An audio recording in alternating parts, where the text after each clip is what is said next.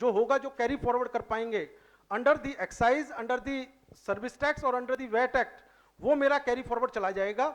जो सेंट्रल वाले टैक्सेस हैं एक्साइज का और सर्विस टैक्स का, वो एज अ सीजीएसटी जाएगा, और वैट का है वो एज अ एसजीएसटी जाएगा, कैरी फॉरवर्ड। ठीक है सर? सर इसकी जो एंट्री करनी पड़ेगी हमें 1 जुलाई में करनी पड़ेगी या बाद में भी होगी? 1 जुलाई में। पर इसका मतलब 30 जून तक की जो हमारी एक्साइज है, हाँ सेल जी। टैक्स है, सर्विस टैक्स है, we should keep everything ready. Yes, यही प्रिपेयर्डनेस है सर। जो भी हम प्रोविजंस डिस्कस करेंगे उसमें हम अपना ये डिस्कस करेंगे कि प्रिपेयर्डनेस क्या है, चैलेंज क्या है और अपॉर्चुनिटीज क्या हैं। इन प्रोविजंस के साथ साथ डिस्कस करते जाएंगे। तो इसमें सबसे बड़ा चैलेंज जो है, अभी आपने अपने आप ही बताया कि जब मैं अपनी रिटर्न फाइल करूं up to 30th of June, तो I should calculate each and everything और उसको रिटर्न में कैरी फॉरवर्ड करूं। अगर मैंने रिटर्न में कैरी फॉरवर्ड नहीं किया तो मेरे साथ क्या होगा? तो I will lost the credit to be carry forward in the GST and this credit will be lost. Sir हमें फिगर तो 30 जून में निकालनी पड़ेगी ना, बिल्कुल तो बाद में जाती रहती हैं। बिल्कुल निकालनी पड़ेगी, बिल्कुल निकालनी पड़ेगी। आपने जो अगर 1 जुलाई अगर अपॉइंटेड डेट है, 1 जुलाई को जीएसटी जाना है, तो friends this is very very important for the preparedness कि जितनी भी आपकी रिटर्न जा रही हैं अंडर एनी सेंट्रल एक्ट और अंडर एनी स्टेट एक्ट, सबको रिकंसाइल करना पड़ेगा। अभी जैसे हम अप्रैल की रिटर्न फाइल कर रहे हैं, तो अप्रैल की रिटर्न को भी जितना भी मेरा पुराना डाटा, कब तक का हम क्रेडिट ले सकते हैं पुराना? जो मेरा 1 साल सर्विस टैक्स में है और कुछ स्टेट वैट में 1 साल है, कुछ में 6 महीने है। तो जितना भी मेरा वैट क्रेडिट कैरी फॉरवर्ड कर सकता हूं, जितना भी मैं एक्साइज का, सर्विस टैक्स का कैरी फॉरवर्ड के लिए एलिजिबल हूं, कर सकता हूं। कई बार क्या होता है, ध्यान ही नहीं रहता, भाई ले लिया रह गया, बिल इधर पड़े हैं उधर पड़े हैं, आए नहीं, रह गए, रिवाइज हो गए। तो जो भी आपके रिवाइज रिवीजन के प्रोविजंस भी आएंगे, लेकिन आप ये मानो कि जो आ चुका है, जिसका पेमेंट कर चुके हो, जो आपके लेजर में आ रहा है, उतना तो कैरी फॉरवर्ड करना ही है जितना आप रियली एलिजिबल हो। कई लोग कहते हैं कि कोई डिस्प्यूटेड है, करूं कि नहीं करूं? भाई एक डिस्प्यूट पड़ा हुआ है इस क्रेडिट के बारे में, एक्साइज वाले आए थे, सर्विस टैक्स वाले आए थे, उन्होंने कहा भाई ये एडवर्टाइजमेंट पे क्रेडिट नहीं मिलेगा आपको। सर हमारा तो क्रेडिट वैसे ही पड़ा रहता है, कर दो सर, क्योंकि I am not providing completely taxable services. तो वहां मैंने क्रेडिट, वहां मैंने रिवर्स करवा दिया, लेकिन मेरे को लग रहा है कि वो क्रेडिट मिल सकता है, दैट इज समथिंग मैंने कर लिया था, लेकिन वो क्रेडिट इज अवेलेबल, तो उस क्रेडिट को भी आप डाल सकते हो। मतलब you need to analysis as on 30th of June, because you have to file a return up to 30th June. VAT act में सिंपल है कि वैट का अगर आप कैरी फॉरवर्ड करोगे तो आपको within 90 days from the appointed date अपनी रिटर्न फाइल करनी पड़ेगी, till the day before the appointed day. 30 जून तक की रिटर्न आपको विद इन 90 डेज फाइल करनी पड़ेगी। और इसी तरीके से जो इसमें कंडीशन लिखी है, मैं एक बार लॉ को पढ़ लेता हूं, फिर इसमें और इश्यूज डिस्कस करते हैं। The registered taxable person other than opting to pay under section 10 of what, under section 10 of the GST act, यानी कंपोजिशन स्कीम। इसको देखते हैं, पहले आगे पढ़ते हैं। shall be entitled to take in his electronic credit ledger, electronic credit laser, CGST, SGST. जो central वाला टैक्स है वो सेंट्रल वाले इलेक्ट्रॉनिक क्रेडिट लेजर में, जो स्टेट वाला स्टेट वाले क्रेडिट लेजर में। The amount of CENVAT VAT credit carry forward in the return relating to the period ending with the day immediately preceding the appointed date. जो भी return आपने 30 जून तक की फाइल करनी है उस रिटर्न के हिसाब से करना है। And such credit must be eligible to input tax credit under GST law. मतलब अब प्रेजेंट रिजीम में है तभी आप रिटर्न में लोगे उसको, तो प्रेजेंट में तो एलिजिबल होना चाहिए, then only you will take into the return. तो वो क्रेडिट आपका जीएसटी में भी इनपुट क्रेडिट एलिजिबल होना चाहिए, then only you will carry forward. And second condition, act provides for 90 days, जैसे मैंने कहा था ना वैट के लिए उन्होंने कहा भाई 90 डेज में रिटर्न फाइल करनी है, और बाकी जो भी रिटर्न फाइल सर्विस टैक्स की, एक्साइज की करनी है, जो रेगुलर रिटर्न है रेगुलर करनी है, इसके अलावा वो रूल्स में बताएंगे कैसे करनी है। And second is all returns required under the existing law for the period of 6 month. ये इन्होंने डाला है, मतलब डाला है इस तरीके से डाला है कि भाई 6 महीने की रिटर्न तो फाइल करनी है आपने। इसका मतलब कोई पुरानी रिटर्न है बिना फाइल किए मिल जाएगा क्या मेरे को? मतलब व्हाट ही इज रिटन कि all return required under the existing law for the period of 6 month before the appointed date must have been filed. 6 महीने की क्यों? जैसे फ्रेंड्स अभी मैं 31 मार्च की रिटर्न भर रहा हूं, उसकी लास्ट डेट क्या है भाई? 25 अप्रैल है सर्विस टैक्स की, सॉरी सर्विस टैक्स के लिए। इसी तरीके से अगर वो 1 जुलाई को अगर करता है, 1 जुलाई को होता है, तो मेरे को 1 अप्रैल से लेके 30 जून तक की एक रिटर्न और फाइल करनी पड़ेगी। तो 6 मंथ का पीरियड ये हो गया कि अगर मैं 6 मंथ का होगा, आपका वो कहता है 6 महीने की रिटर्न फाइल होनी चाहिए। इनपुट तभी मिलेगा, तो ऑब्वियसली मेरी हो जाएंगी, जब सेंट्रल एक्साइज में जाएंगे, वैट में जाएंगे तो हो जाएगी। तो एक कंडीशन ये है, the said amount of credit does not relate to goods manufactured and clear under the such exemption. मतलब अगर मैं जो गुड्स में कैरी फॉरवर्ड कर रहा हूं एग्जिस्टिंग सिस्टम में, वो एग्जेम्प्टेड ना हो। जैसे फ्रेंड अगर मैं एक एसएसआई यूनिट हूं जिसमें मैं अभी एक्साइज से एग्जेम्प्ट हूं अंडर दिस कंडीशन के 1 करोड़ वाले पे, और मैं गुड्स लेता हूं और गुड्स लेके उसको आगे फर्दर बेचूंगा, तो मेरे पास जो स्टॉक बच जाए, कैरी फॉरवर्ड तो मैं कुछ करूंगा नहीं, मैं कैरी फॉरवर्ड नहीं करूंगा, क्योंकि मैं अभी एग्जेम्प्टेड गुड्स को सप्लाई कर रहा हूं, या मेरे गुड्स जो हैं वो चार्जेबल टू टैक्स नहीं है अभी, though I am registered as an SSI unit. तो कैरी फॉरवर्ड के लिए रजिस्टर्ड पर्सन होना चाहिए, प्रेजेंट रिजीम में भी और जीएसटी रिजीम में भी, और जो इनपुट टैक्स क्रेडिट मेरे को एलिजिबल होना चाहिए जीएसटी रिजीम में, आई कैन कैरी फॉरवर्ड। तो पॉइंट हमारा प्लानिंग का, प्रिपेयर्डनेस का ये आया कि जितने भी आपके क्रेडिट्स हो सकते हैं, we have to reconcile those credits. एक बार बैठ जाएं, लग के पूरा अकाउंट का रिकंसिलेशन करके उसमें एक पॉइंट निकाल के लेके आए, भाई ये सारे क्रेडिट्स हैं which is to be reconciled and carry forward. इसमें इन्होंने रूल बनाए कि भाई हर कैरी फॉरवर्ड के लिए आपको कुछ रूल हैं कि भाई आपको कुछ इंफॉर्मेशन देनी होगी। जो ट्रांजिशन रूल्स हैं उसमें वो कहते हैं जीएसटी ट्रांस 1 में आपने डिटेल डालनी है कि किस तरीके के इनपुट थे। ये डिटेल के लिए भी बड़ा इंपॉर्टेंट है। अभी हमें पता ही नहीं है, गुड्स पड़ा है करोड़ों रुपए का, लेकिन अभी पता ही नहीं कि उनका कैटेगराइजेशन ही नहीं पता, तो उसमें वो कह रहा है सारे कैटेगराइजेशन डालना पड़ेगा। अगर आपने इस प्रोविजन में फ्रेंड्स एक चीज और भी है स्टेट वैक्ट के पॉइंट ऑफ व्यू से, कि जो वो कहते हैं कि अगर कोई भी फॉर्म की एप्लीकेबिलिटी है आपके पास में, C form, H form, I form, F form, तो अगर आप टाइम लिमिट में कंप्लाई नहीं करोगे तो उस क्रेडिट को आप कैरी फॉरवर्ड नहीं कर पाओगे। जैसे सी फॉर्म कब तक जमा करना होता है भाई?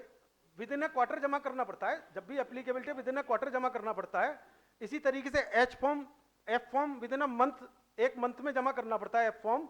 तो मेरे को जो भी फॉर्म है, अगर मैं वो फॉर्म टाइम पे नहीं भर पाता तो मैं क्रेडिट नहीं ले पाऊंगा उसका। But at the same time उन्होंने ये कह दिया कि क्रेडिट अगर आप फॉर्म नहीं भर पाते, फॉर्म की वजह से इशू है क्योंकि उनकी प्रॉब्लम है फॉर्म में, तो उन्होंने कहा कि बाद में आप रिफंड क्लेम कर लेना अंडर द एग्जिस्टिंग प्रोविजन, अगर आप टाइमली सब्सटेंशिएट नहीं कर पाते तो फॉर्म वाला इशू वेट में उन्होंने क्लियर कर लिया है। लेकिन इंपॉर्टेंट एस्पेक्ट फ्रेंड्स में ये है कि अगर हम किसी तरीके से कोई क्रेडिट कैलकुलेट करके कैरी फॉरवर्ड नहीं कर पाए और वो मेरा रह गया, तो आज की डेट में वो ये कहते हैं कि लॉस्ट फॉर एवर। बट मेरा पॉइंट ये है कि अगर कोई ना कोई रिफंड की पॉसिबिलिटी वर्कआउट हो सकती है अगर आप रिफंड के लिए एलिजिबल हो तो, इन दी प्रेजेंट रिजीम। जैसे आप मानो एक्सपोर्टर हो, अब एक्सपोर्टर के केस में आपके पास में दोनों ऑप्शंस हैं, आप रिफंड भी कर सकते हो और टैक्स क्रेडिट भी कैरी फॉरवर्ड कर सकते हो। अगर आपको लग रहा है कि भाई आपका आगे टैक्सेबल बन जाएगा, तो अगर आपका कैरी फॉरवर्ड रह जाता है, रिफंड के लिए एलिजिबिलिटी रह जाती है अगर आपकी, then you can claim the refund also, अगर ये आपका रह जाता है, मिस हो जाता है। तो the second, first is okay, कोई इसमें फर्स्ट में कोई इशू है, कैरी फॉरवर्ड में कोई इशू है, कैरी फॉरवर्ड ऑफ क्रेडिट्स।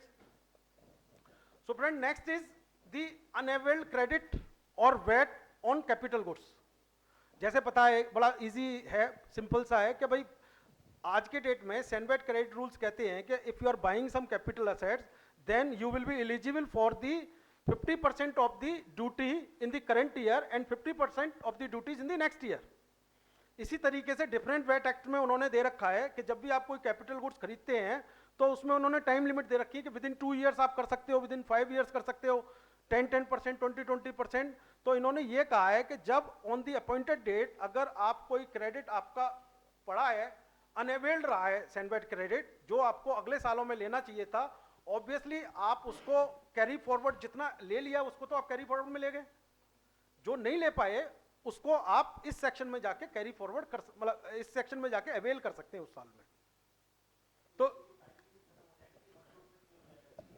नहीं वन शॉट में क्लियर हो जाएगा। अगर आपका रह जाता है, जैसे मानो फॉर एग्जांपल, एक एग्जांपल लेते हैं, अगर मैं कोई मशीनरी परचेज कर रहा हूं से आज ही कर रहे हैं, चलो आज का दिन बड़ा अच्छा है, ललित जी कह रहे हैं एक मशीनरी आज परचेज कर लेते हैं, तो आज अगर मैं मशीनरी परचेज कर रहा हूं 22 अप्रैल को, वो मशीनरी की कॉस्ट है 10 लाख रुपए, उसमें ड्यूटी है 1 लाख रुपए, तो जैसे मैं परचेज करूंगा सैंडबैग क्रेडिट में मेरे को 50,000 रुपए का क्रेडिट मैं आज ही अपने इनपुट क्रेडिट लेजर में ले सकता हूं।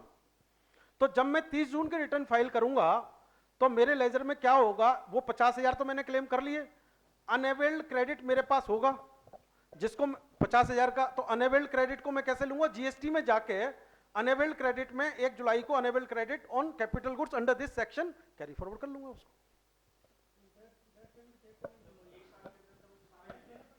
हाँ उस साल में, हाँ 1 साल के अंदर सारा ही मिल जाएगा, हाँ सारा मिल जाएगा 1 साल के अंदर सर।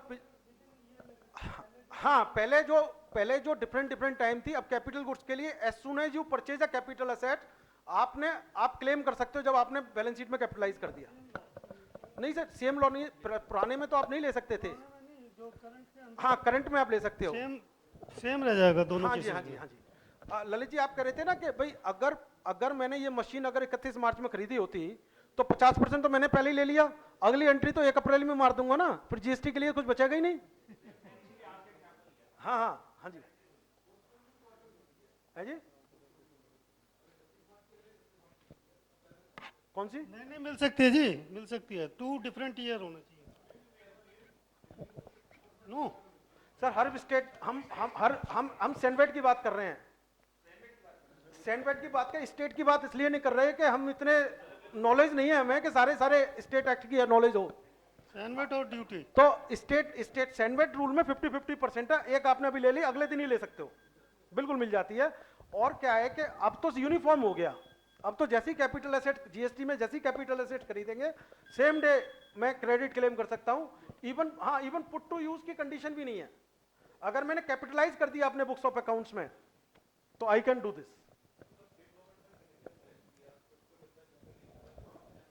देखो इसमें एक कंडीशन पक्की है कि अभी जो आप अनेबल्ड क्रेडिट को लेके जाओगे उसके लिए वो आपको प्रेजेंट रिजिम में भी एलिजिबिलिटी होनी चाहिए और करंट रिजिम में भी, मतलब जीएसटी रिजिम में भी एप्लीकेबिलिटी, उसके बाद में डेफिनेशन चेंज हो जाएगी। फ्रेंड्स व्हाट हैपेंड कि कैपिटल असेट्स की जो डेफिनेशन है एग्जिस्टिंग लॉ में वेट में अलग है, एक्साइज में अलग है, और इतनी ज्यादा खतरनाक सी डेफिनेशन है, इतने सारे चैप्टर वेप्टर करने तो कोई पढ़ा ही नहीं कभी मैंने इस चक्कर में। 8205 8201 चैप्टर्स, टैरिफ एक्सेट्रा, तो आज की डेट में वो खत्म कर दिया, यानी कि इतनी वाइड कर दी कैपिटल एसेट्स की डेफिनेशन कि भैया अगर कैपिटल एसेट है और if you are capitalising it into the books of account as per the generally accepted accounting principle, it is a capital asset. No need to see कि भैया ये होगा कैपिटल एसेट ये नहीं होगा। पहले क्या था कि अगर आप एक मशीन लगा रहे हैं और मशीन में सिविल स्ट्रक्चर लगा हुआ है तो वो इनएलिजिबल था, अब ऐसा नहीं है इनएलिजिबल। एक दो कार्व आउट हैं कि लाइक अगर आप अपना कोई बिल्डिंग बना रहे हैं तो बिल्डिंग बना रहे हैं बेचने के लिए बना रहे हो then only it is okay. अगर आप अपनी कैपिटल एसेट्स के लिए बना रहे हो, अपने ऑफिस के लिए बना रहे हो, they are certain carve out into the capital asset definition, but it is quite wide in the present regime. तो बहुत ही इजी हो जाएगा। इसका अनेबल्ड क्रेडिट का जो मतलब है कि वो अनेबल्ड होनी चाहिए और वो आप कैरी फॉरवर्ड कर सकते हो। थर्ड इंपॉर्टेंट प्रोविजन, इसके बाद में हम टी ब्रेक के लिए रुकेंगे, फिर आगे थोड़ा जल्दी चलेंगे।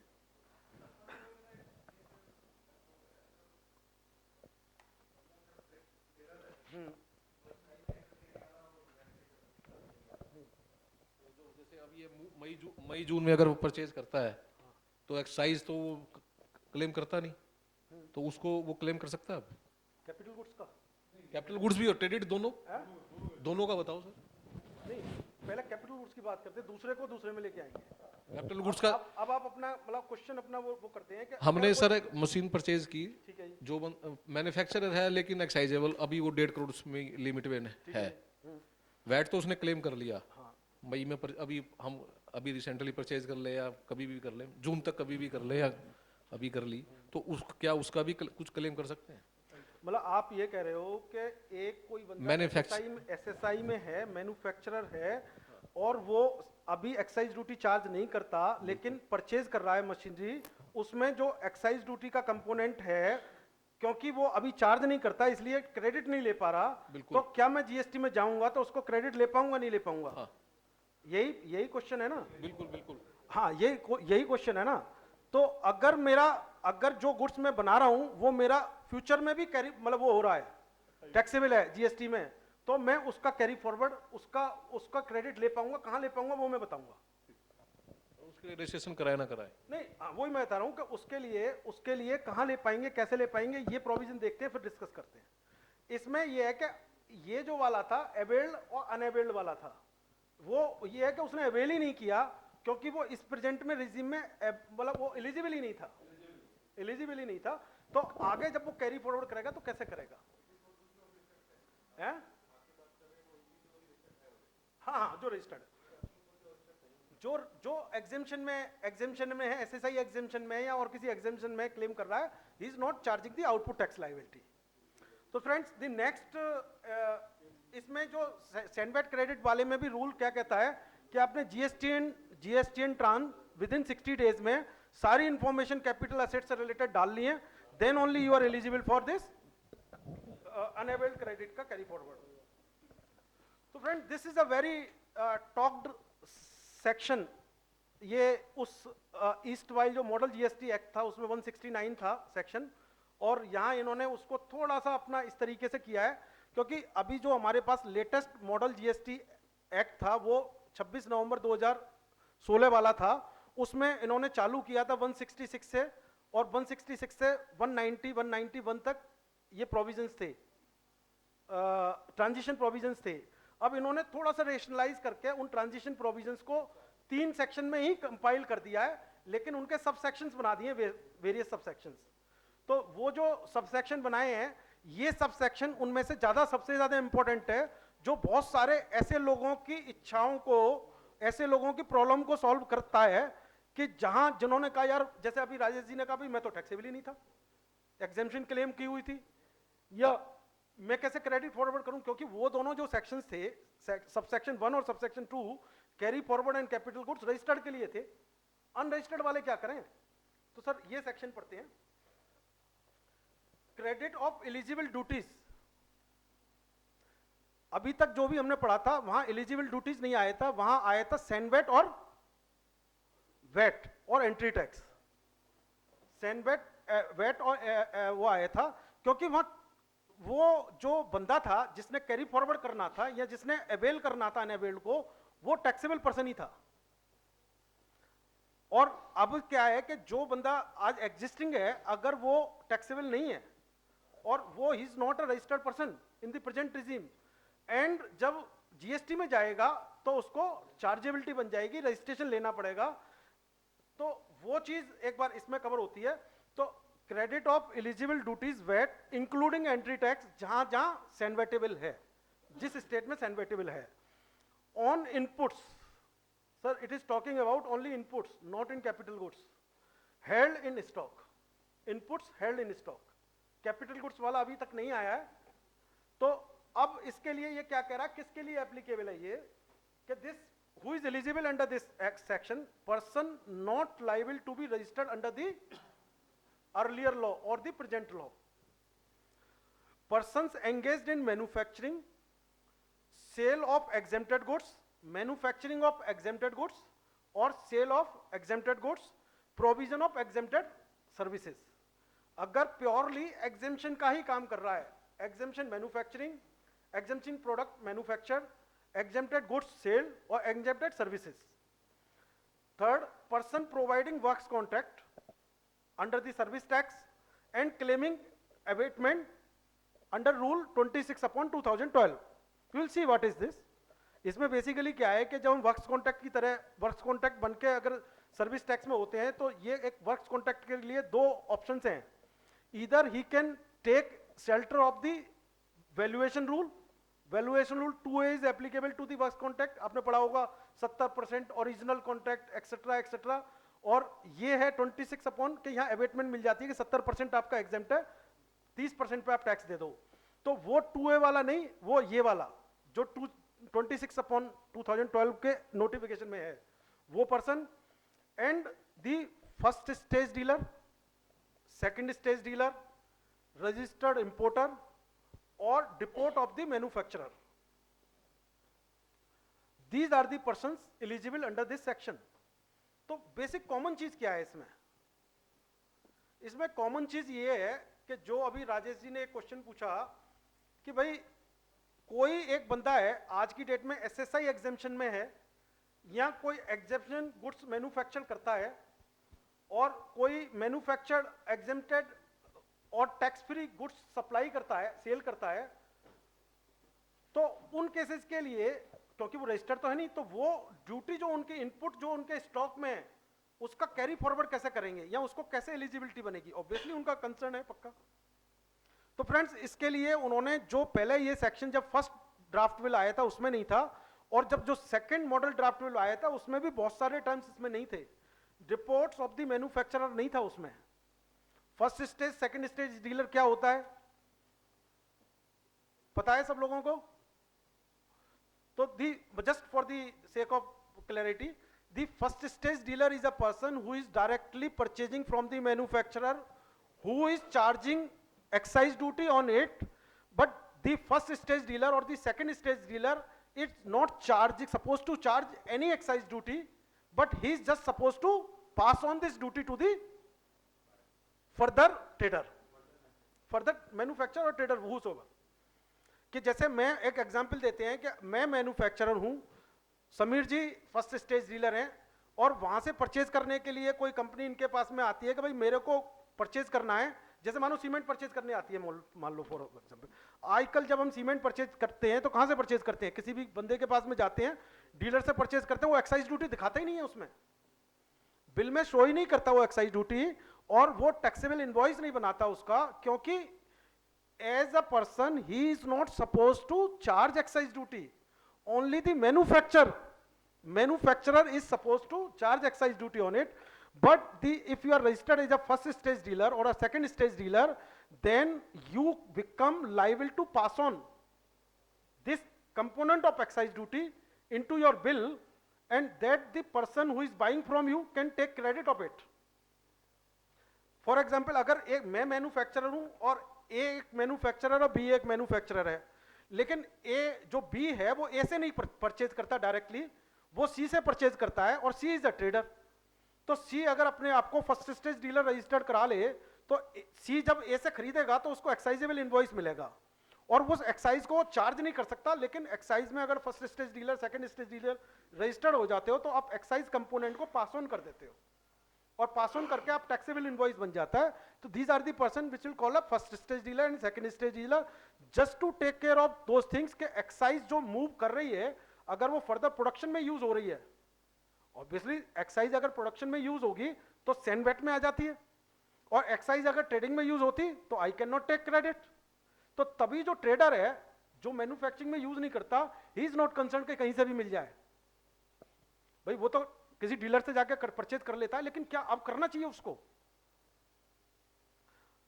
अगर मैं पहले वही एग्जांपल दे लेता हूं कि आज मैं एक ट्रेडर हूं स्टील का, और मैं स्टील का ट्रेडर करके मेरे पास करोड़ों रुपए का माल, मानो 100 करोड़ का माल मेरे पास रहता है हर समय। अब आज की डेट में स्टील पे मैं वैट में रजिस्टर्ड हूं, मैं 5% 10% वैट लगा के वैट चार्ज करता हूं, और जो मैं ट्रेडर से परचेज करता हूं उस वैट का क्रेडिट लेके वैटेबल बना दी था। लेकिन जो स्टॉक मेरा 100 करोड़ का पड़ा रह गया, और जब जीएसटी में जाऊंगा तो कौन कौन से टैक्स लगने वाले हैं मेरे ऊपर? मेरे पास में CGST means excise duty, service tax, मतलब वैसे मान लो तो सेंट्रल के टैक्सेस भी लगने वाले हैं, वैट के मतलब स्टेट के टैक्सेस भी लगने वाले हैं। तो मेरा जब मैं स्टॉक को जब फर्दर बेचूंगा जीएसटी में, तो ऑब्वियसली मेरे को ये सारे टैक्स पे करने पड़ेंगे, लेकिन मैं एलिजिबल हूं वैट के लिए सिर्फ। तो मेरे को सेंट्रल एक्साइज जो लगा हुआ है इसमें, उस स्टॉक में जो शामिल है उसकी भी एलिजिबिलिटी मिलनी चाहिए ना मेरे को। कैसे मिलेगी भाई? मेरे को तभी मिलेगी मेरे पास में ड्यूटी पेइंग डॉक्यूमेंट होगा, और ड्यूटी पेइंग डॉक्यूमेंट एक्साइज का कौन दे सकता है? या तो मैन्युफैक्चरर दे सकता है, या फर्स्ट स्टेज डीलर दे सकता है, या सेकंड स्टेज डीलर दे सकता है। तो आज एज अ ट्रेडर अगर मैं परचेज कर रहा हूं और मेरे पास ड्यूटी पेइंग डॉक्यूमेंट नहीं है, तो सबसे पहला काम मेरे को क्या करना है कि भाई जितनी भी परचेज करूं ऐसे बंदे से परचेज करूं जो ड्यूटी पेइंग डॉक्यूमेंट मेरे को एनी हाउ लग तो रही है ना मेरे वैल्यू में। एनी हाउ अगर मानो एक ट्रांजैक्शन में 1 लाख रुपए का करता हूं, उसमें 10,000 रुपए एक्साइज ड्यूटी कंपोनेंट है, और वो 1 लाख रुपए पे 10,000 रुपए टैक्स लगा के मेरे को 1,10 में प्लस वैट बेच देता है, तो ऑब्वियसली मेरे पास ड्यूटी तो लगी रही ना, मेरे पास कंपोनेंट में तो है। तो मेरे को वो ड्यूटी कैसे मिले? तो मेरे को, अगर मैं ट्रेडर हूं तो मेरे को फर्स्ट स्टेज डीलर और सेकंड स्टेज डीलर से ही मैं परचेज करूं। और अगर मैं फर्दर B2B सेल कर रहा हूं, अगर मैं B2C सेल कर रहा हूं कि जैसे मानो सीमेंट का काम कर रहा हूं, अगर आप डीलर हो, मैं आपके पास गया, मैंने परचेज कर लिया, मेरे को कोई मतलब ही नहीं क्या लगा हुआ है। और अगर मैं एक ट्रेडर हूं और मैं परचेज करना चाहता हूं, मैं भी चाहूंगा कि मैं फर्स्ट स्टेज डीलर से करूं या सेकंड स्टेज डीलर से करूं, क्योंकि मैंने आगे बेचना है ना, मेरे पास भी तो स्टॉक बच सकता है। तो friends, important aspect at this moment of this time is कि कोई भी ये जो फर्स्ट स्टेज डीलर है, सेकंड स्टेज डीलर है, मैन्युफैक्चरर है, मैं ट्रेडर वाला करता हूं, फिर दोबारा उस पर आता हूं। तो उसमें मेरे को अभी ये प्लानिंग करना है कि जो भी मेरा इनपुट है, और अगर मैं बिजनेस टू बिजनेस अगर मैं अपने इसको ट्रेडिंग एक्टिविटी में दे रहा हूं, तो मैं ऐसे बंदे से परचेज करूं जो फर्स्ट स्टेज डीलर है या सेकंड स्टेज डीलर है या मैन्युफैक्चरर है। कई बार क्या होता है, मैन्युफैक्चरर तो बहुत दूर बैठा हुआ है, कहता भाई हमारा तो डीलर नेटवर्क है, आप वहीं से परचेज करो। अब डीलर नेटवर्क से वो बंदा परचेज करता है जो मेरे लोकल में बैठा हुआ है, जो उसको वो अपने आप को एक्साइज में रजिस्टर नहीं करना चाहता। तो मेरे लिए इंपॉर्टेंट प्रिपेयर्डनेस क्या है कि जब मेरा 1 जून आ रहा है, या तो मैं डीलर हूं और जो कस्टमर को सेल करता हूं, तो मेरे को अपना जितना भी माल परचेज करना है वो first stage dealer and second stage dealer से करना है, so that I can pass on the excise component to him. और अगर मैं ट्रेडर हूं और मैं खुद फर्दर B2B सेल करता हूं, तो ऑब्वियसली B2B सेल करने वाले भी ये चाहेंगे कि मैं उससे खरीदूं जो मेरे को एक्साइज की वो दे दे। तो बॉस, सबसे पहले अपना काम ये करना है कि अगर मैं ट्रेडर हूं तो सबसे पहले अपने आप को फर्स्ट स्टेज डीलर या सेकंड स्टेज डीलर में रजिस्ट्रेशन ले लेते हैं।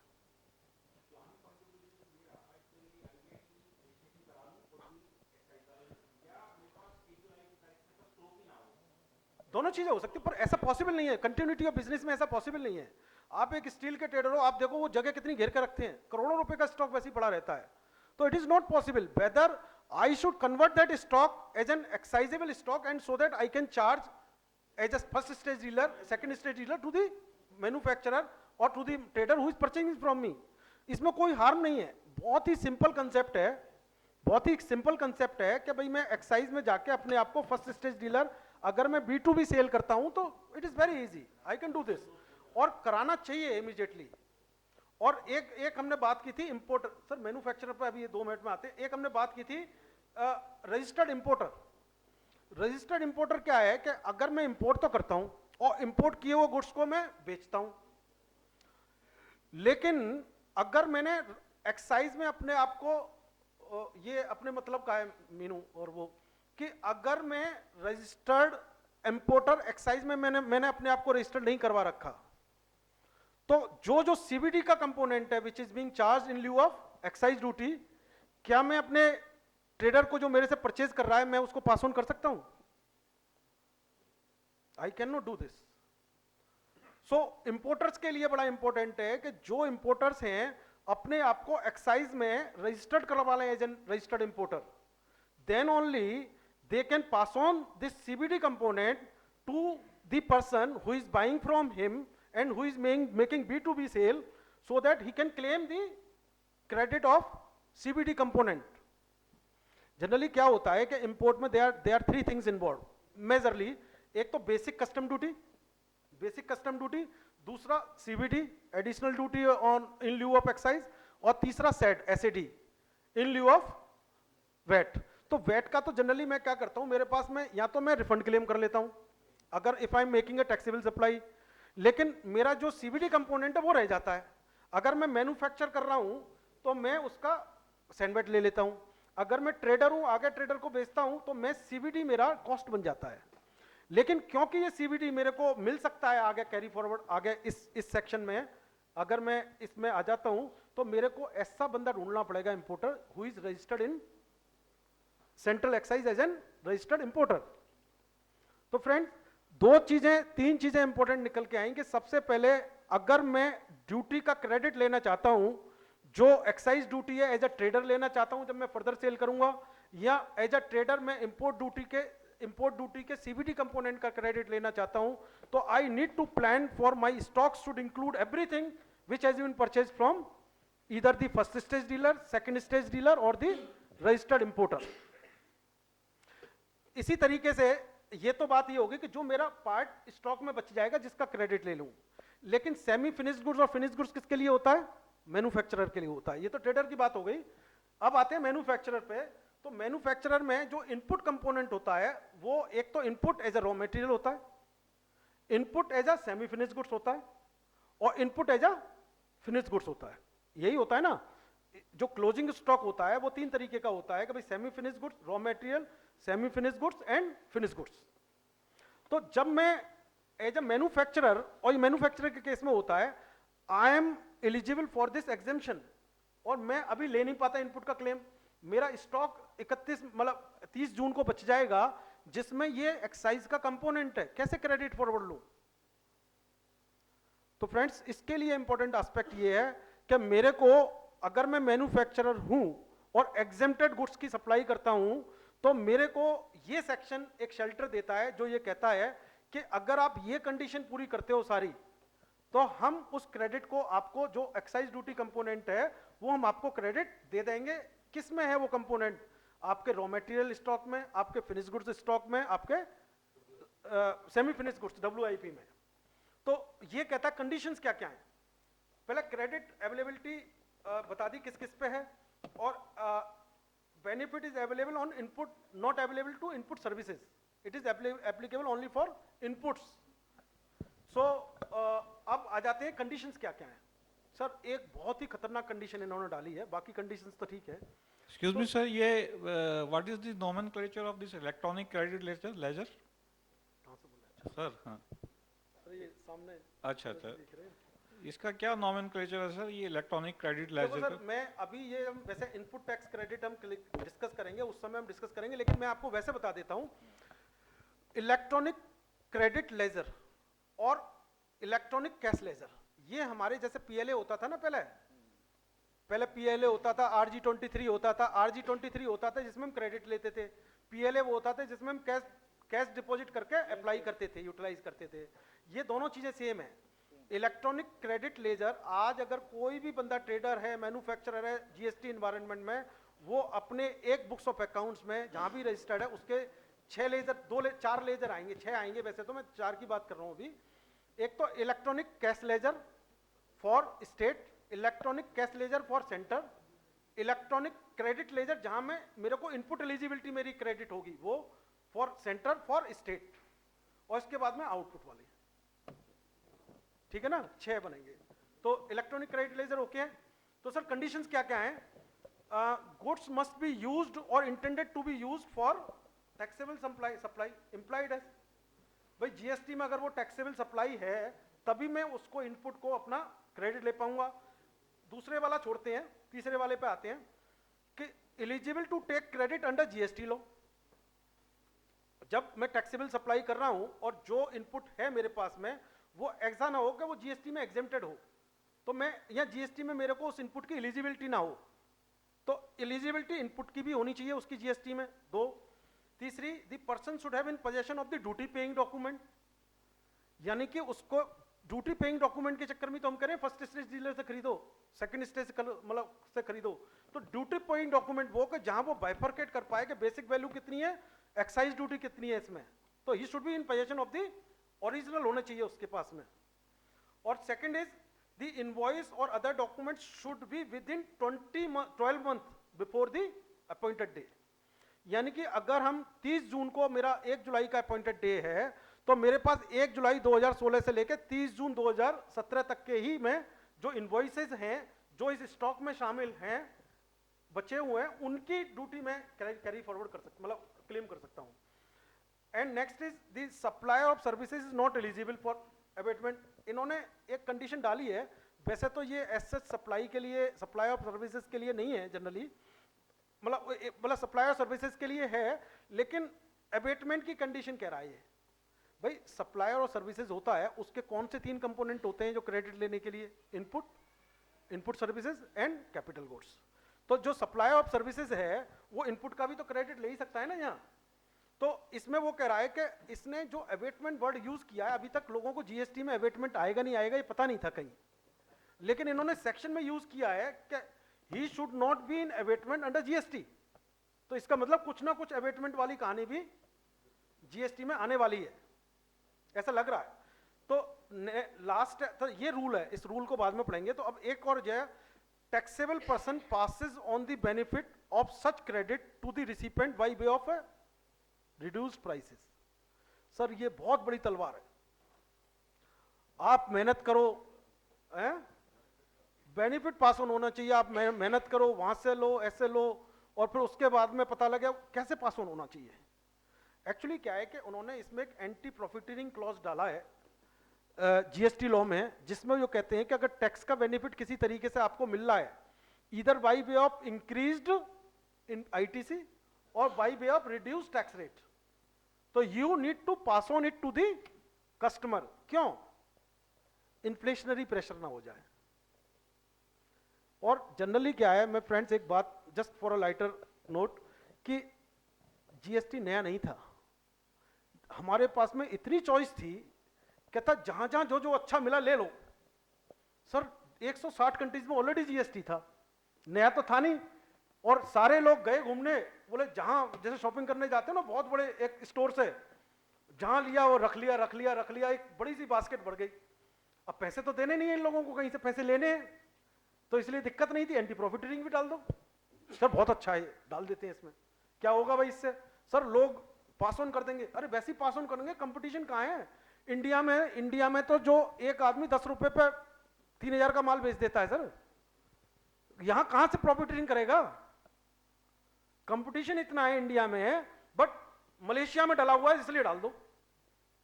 बट है क्या है concept? Let us understand this concept. से सपोज एज अ ट्रेडर, आज मैं एक 100 रुपए का आइटम खरीदता हूं जिसमें 20 रुपए का एक्साइज कंपोनेंट है, और मेरे को जो कॉस्ट करता है एज अ ट्रेडर वो 120 रुपए का करता है। मैं क्या करता हूं, मैं कहता हूं मेरा प्रॉफिट 50 रुपए होना चाहिए, मैं उसको प्रॉफिट 50 रुपए ऐड करके 170 रुपए में बेच देता हूं।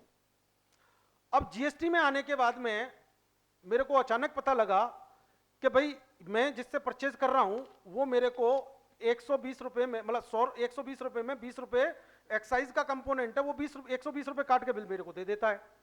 तो फिर मैंने जब सेकंड स्टेज डीलर या मैं गया उसके पास में, तो उसने मेरे को बिल दिया 100 रुपए प्लस 20 रुपए, मैंने 50 रुपए मार्जिन ऐड करके बेच दिया। मेरा मार्जिन कितना था? 50 रुपए। अब वो ये कहते हैं कि तुम्हारा मार्जिन 50 ही है, कहीं पता लगा 20 रुपए का क्रेडिट ले लिया तुमने और 70 रुपए मार्जिन कर लिया, 170 का बेच रहे हो, तो प्राइस क्या होना चाहिए उसका? 150 होना चाहिए। ये एंटी प्रॉफिटियरिंग है सर, हर घर में घुस जाएंगे, मतलब हर बिजनेस में ये जो क्लॉज, इसकी प्रॉब्लम नहीं है, इस क्लॉज की प्रॉब्लम ये है कि मैनुअल इंटरवेंशन बढ़ जाएगा। प्रॉब्लम ये नहीं है कि ये क्लॉज है, नहीं sir, this is not one time. अब ये कब तक चलेगा? अब रिड्यूस प्राइसेस में रेट आएंगे, है तो सही वन टाइम, लेकिन चलेगा तो लंबा ना। एंटी प्रॉफिटिंग तो है ही है ना। हाँ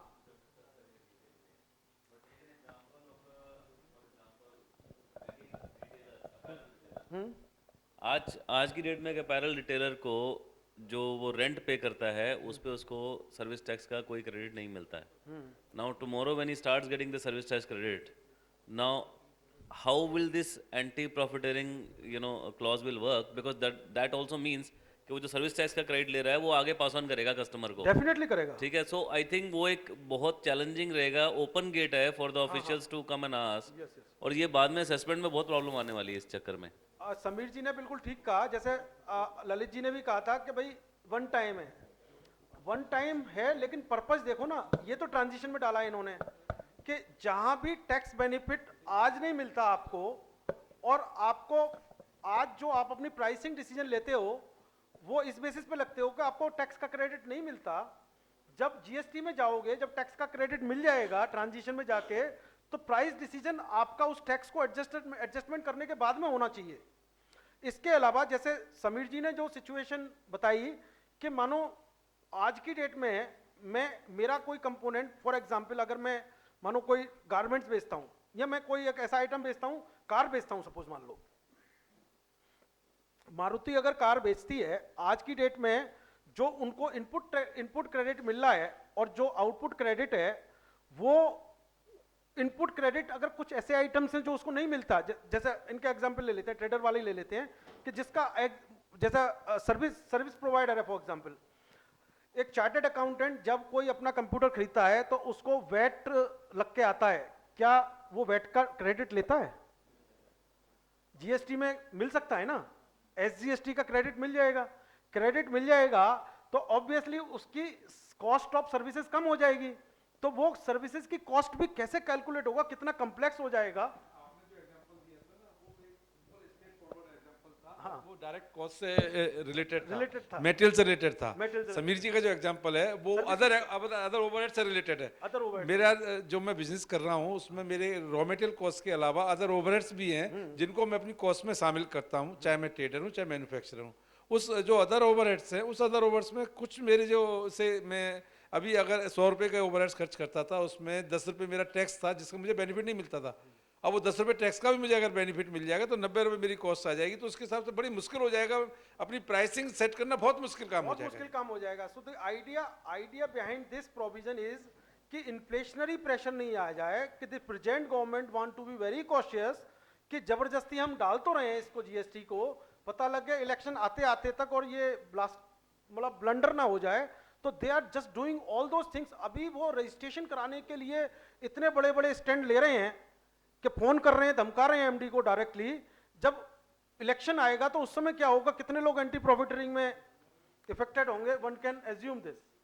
सो friends, we will just continue with this thing also because it is already a tea time. So let us have a tea for 10 minutes or 15 minutes, then we'll just start it again. Thank you so much.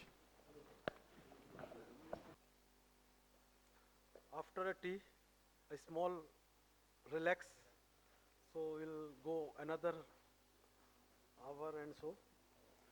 So अभी जो हम discuss कर रहे थे कि वो cases discuss कर रहे थे कि जहां अभी जो सप्लायर है एग्जिस्टिंग लॉ में, who is not supposed to charge the tax component because of the he is supplying the exempted goods or he is supplying the exempted services.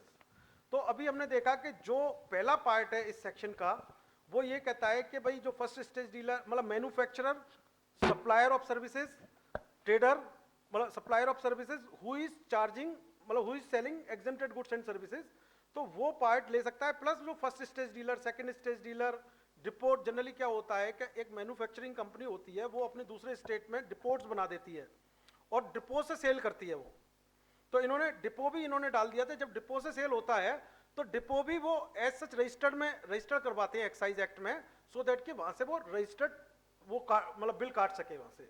तो अब आगे, अब जो सेकंड थोड़ा सा कंट्रोवर्शियल पार्ट है इस सेक्शन का। हाँ जी सर, हम एक इम्पोर्टर है और बीसीडी 10%, सीवीडी 3(1) 12.5% और सेस लगता है। हाँ, तो हमारी लायबिलिटी नहीं थी कहीं भी, we are not suppose to liable to get registered as a registered importer. तो हमें सीवीडी 3(1) का बेनिफिट आगे मिलेगा क्लोजिंग स्टॉक पे? नहीं, पहली बात तो ये है कि जैसे अगर आप इम्पोर्टर हो और आप इम्पोर्ट करके आगे फर्दर इसको बेचते हो, हम इसको अपने फ्रेंचाइजीज को बेचते हैं, डिस्ट्रीब्यूटर को बेचते हैं, ठीक है, और ओन स्टोर्स है हमारे, उस पर स्टॉक ट्रांसफर होता है। ठीक है। तो अभी आप प्रेजेंटली क्या कर रहे हैं कि आप जो सीवीडी कंपोनेंट है उसका कोई आपको क्रेडिट वो हमारी कॉस्टिंग का पार्ट वो है। आपकी कॉस्टिंग का पार्ट है। से सपोज हम आपके बारे में बात करते हैं और आप ऑब्वियसली आपके पास में तो ड्यूटी पेइंग डॉक्यूमेंट है आपके पास में, या एग्जैक्टली।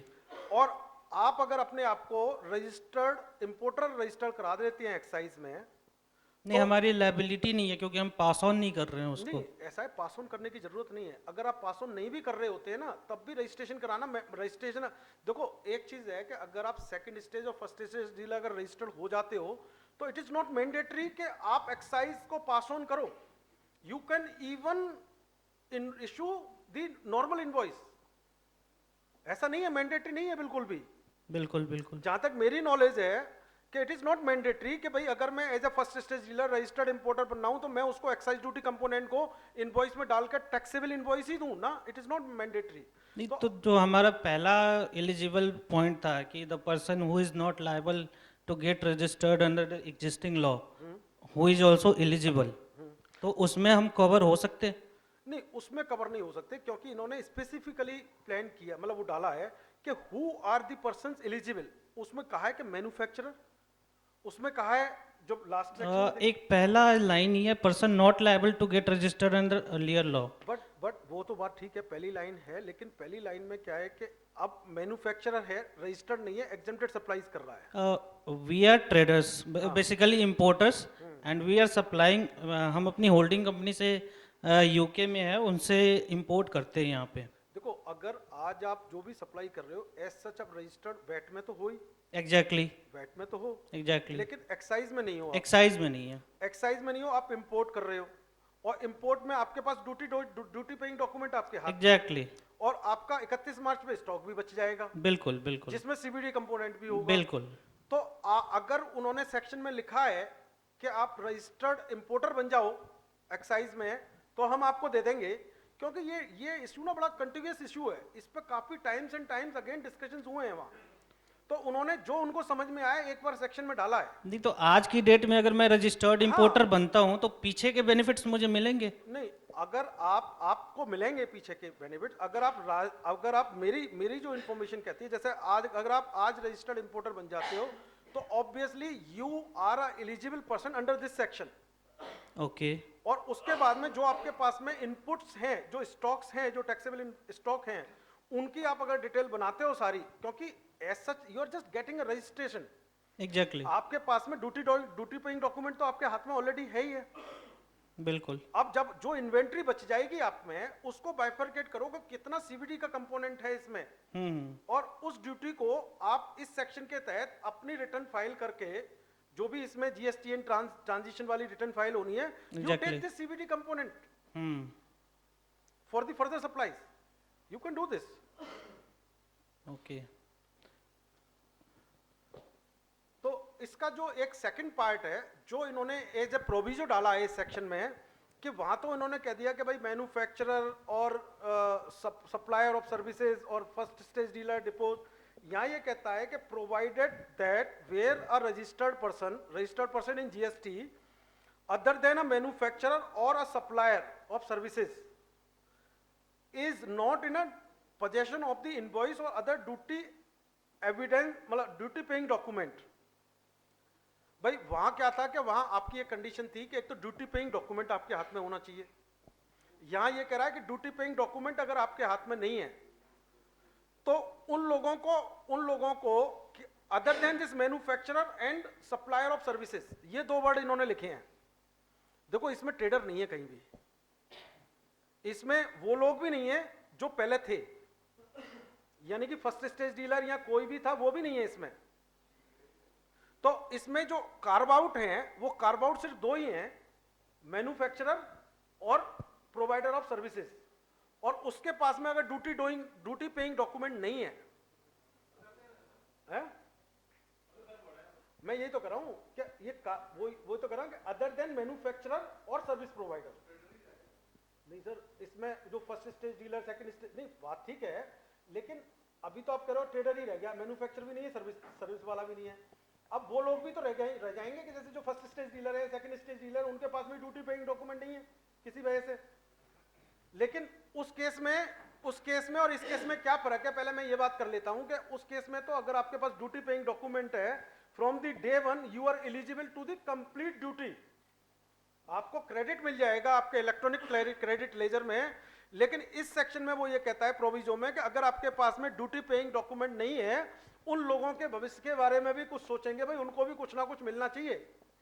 तो क्या मिलना चाहिए, उन्होंने सोचा ड्यूटी पेइंग डॉक्यूमेंट तो है नहीं आपके पास में, तो इन्होंने रूल में डाला है कि अगर ऐसे लोगों के लिए हम उनकी जो 40% उनको क्रेडिट दे सकते हैं, किस चीज का 40%,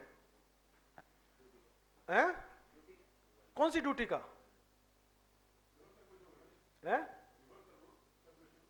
वो कहते हैं कि 40, उन्होंने दिया है फॉर्मूला दिया है रूल में, वो कहते हैं कि 40% of the output tax which you have charged on this particular inventory when you sold, when you will sell this inventory in future. भाई अगर डीमिंग फिक्शन डालना है तो डीमिंग फिक्शनल ऐसा डालना है कि जो सर्टेनिटी हो जिसकी, भाई जितनी वैल्यू पे आप इसको बेचोगे, यानी कि 3 चीजें निकल के आई। एक तो इसका क्रेडिट आपको एलिजिबल तब होगा जब आप इसको बेचोगे फर्दर, और दूसरी एलिजिबिलिटी ये निकल के आई जब बेच दोगे तो आउटपुट टैक्स भी पे किया होना चाहिए आपको। ऐसा नहीं किसी को दिखा दिया बिल फाड़ के और जो क्रेडिट आपने उस पर चार्ज किया उसका सेंडबेट क्रेडिट ले लिया, नो। वो आउटपुट क्रेडिट जो उस सेलिंग पे बन रहा है उसको आपने पे कर दिया है, और जितना पे किया है उसका 40% you can claim as an credit input into his electronic credit ledger. Electronic credit ledger है जब भी आप बेचोगे उसको, और उन्होंने इसका टाइम पीरियड लगा दिया कि उसके लिए कह दिया कि 6 रिटर्न पीरियड आपको टाइम है। जैसे मंथली रिटर्न जाती है तो 6 महीने तक कर लो ये काम, बेच लो। अगर 6 महीने तक गुड्स नहीं बिका तो आपको कुछ नहीं मिलता। आउटपुट लायबिलिटी जब आप सेल होगे तो ऑब्वियसली आउटपुट लायबिलिटी तो पे करनी पड़ेगी ना आपको, और जितनी आउटपुट लायबिलिटी पे करोगे उसका 40% हम क्रेडिट दे देंगे आपको। हाँ, मतलब जितना आपने किया उसका क्रेडिट ले लोगे आप। तो रूल देखते हैं, रूल क्या कह रहा है। अभी हमने बेसिक, अब बात ये आई कि जो हम पहले डिस्कस कर रहे थे कि अगर हमारे पास में अपॉर्चुनिटीज हैं, अगर हम सेव कर सकते हैं अपने आप को, first stage dealer, registered importer बना लेते हैं, तो मेरे पास में मैं 60% भी क्यों लॉस करूं, और वो भी इसको प्रोलॉन्ग क्यों करूं? मेरे को तो आज की डेट में मिल जाएगा ना। अगर मैं इसकी कंडीशन पूरी कर लेता हूं तो obviously I am eligible now. Why to wait for when I will sold the goods, or that to the extent of 40% only? So we have to be very cautious in planning and preparedness about this section कि किस तरीके से मैं इस तरीके के section को use करूं फर्दर। तो इन्होंने लिखा है कि such credit shall be allowed at the rate of 40% of the central tax, state tax applicable on the supply of such goods after the appointed date, and shall be credited after the central and the state tax payable on such supply has been paid, and such goods were not wholly exempted, obviously अगर wholly exempted तो फिर आपको मिलेगा ही नहीं। And document फिर भी आपके पास में इनवॉइस वगैरह तो रहनी चाहिए ना, ड्यूटी पेइंग डॉक्यूमेंट ना हो, आपको ये सब्सटेंशिएट करने के लिए कि भाई मेरे पास में ये परचेज किया है, मैंने पे किया है उसको, वो डॉक्यूमेंट तो आपके हाथ में होने चाहिए ना। तो वो डाल दिया इन्होंने, और इन्होंने कह दिया कि भाई registered person availing the scheme shell furnish the detail of stock held by him at the end of the each tax period। कब कब बेच दिया, हो सकता है हर टैक्स पीरियड में बेच रहे हो इसको, तो हर टैक्स पीरियड में आपको डिटेल रखनी है उसकी, सो दैट कि जिस समय फाइनल बच जाएगा वो लैप्स हो जाएगा आपका। अगर आप उससे पहले बेच गए तो खत्म हो गया। The stock of the goods on which the credit is availed is so stored can be easily identifiable, मतलब वो स्टॉक आइडेंटिफिएबल भी हो कि that stock is identifiable. So friends, important part preparedness के लिए ये है कि अभी इस सेक्शन का जो हमने कंपाइल किया है उसमें ये है कि there are huge opportunities for planning into this. We can advise our clients, we can just find out which client is doing what and what is the applicability, how we can save duty for him, और किस तरीके से कुछ अगर business री engineering करनी हो तो कैसे हम इस प्लान को यूज कर सकते हैं। Why to go for the 40%? Why not to go for the full 100%? Only in the circumstances where it is not possible, you are not able to plan in the main section, then only you can go for this, that part.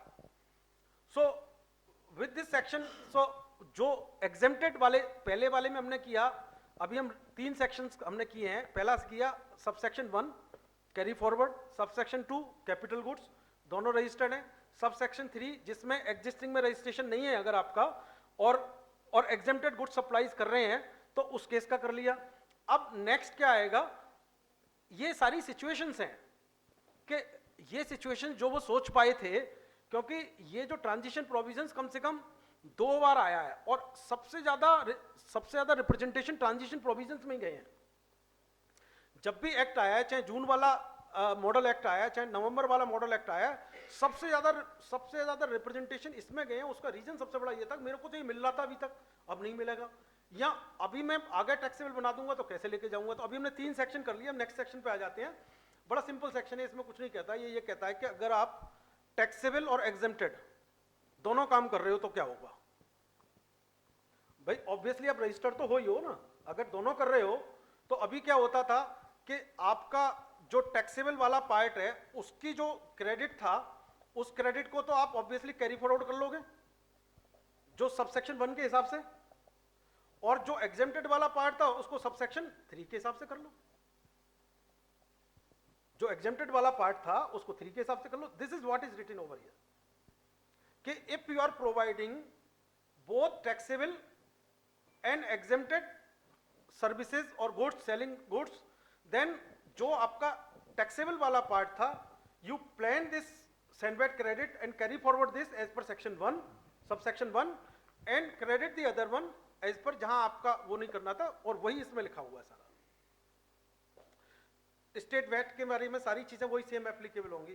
तो next आ जाते हैं हम subsection 5। Subsection 5 का ये transition के जो provision है, जो सेक्शन 140 है, that is dealing entirely on the input tax part. So there are 3 sections into this. There is section 140, 141 and 142. So 140 is dealing only in the carry forward and the input tax credit, and 140 is dealing in the goods transferred to the job worker or the other places we have to get it back within a time limit, and 142 is for the some miscellaneous issues. So हम अभी 140 पे चल रहे हैं, this which is dealing entirely on the input tax credit. अब आता है 140 subsection 5, credit of eligible duties और taxes, VAT and entry tax on input और input services, input and input services both during transit. आज मैंने cell किया, मानो मैंने सेल कर दिया कोई मैं 5 जून को कोई सर्विस, मतलब मैंने कोई गुड्स सेल कर दिया और वो पहुंचा उसके पास में 10 जुलाई को से 1 जुलाई, तो उसका क्या होगा, किस जगह क्या माना जाएगा। अगर मैंने सर्विस प्रोवाइड कर दी, इनवॉइस रेज नहीं किया, पेमेंट नहीं आया और उसने अगले साल में चढ़ाया उसको, मतलब आफ्टर द अपॉइंटमेंट डेट चढ़ाया, कुछ ट्रांजिट वाली जो चीजें हैं, जो ट्रांजिट वाले इश्यूज आ रहे हैं, तो उनको कैसे डील करें हम। तो मतलब ये एक ऐसी सिचुएशन है कि उसको इन्होंने बता दिया कि भाई कैसे डील करें एग्जैक्टली, कि भाई यही फॉर्मेट आपने अडॉप्ट करना है। It says